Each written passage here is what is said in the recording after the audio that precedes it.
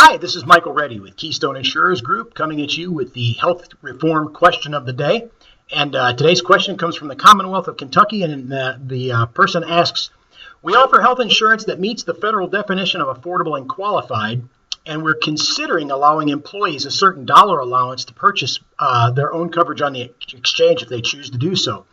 Can they do that, and are there advantages? What are the pros and the cons? And the key here is this is a large employer. And in a large employer market, they are required to offer affordable qualified coverage or pay a penalty.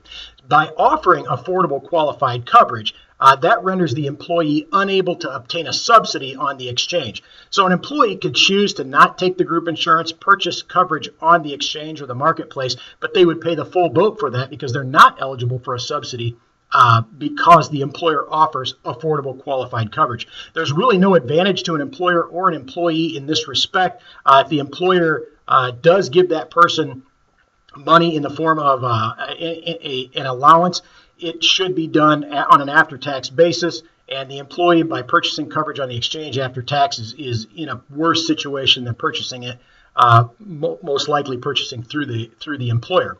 Now, if we're talking about a small employer, one with less than 50 full-time equivalents, there could be some advantages there if the employer is not going to offer health insurance to their employees because they're not required to do so, and with certain income allowances, the employee may be eligible for it to get a subsidy on the exchange.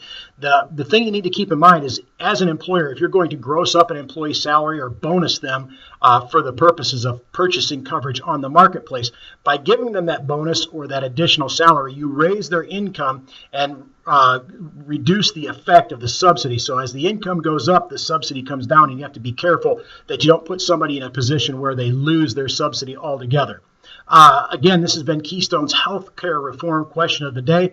If you have questions for us, please let us know at Healthcare Reform or HCR Questions at KeystoneInsGRP.com. Thanks.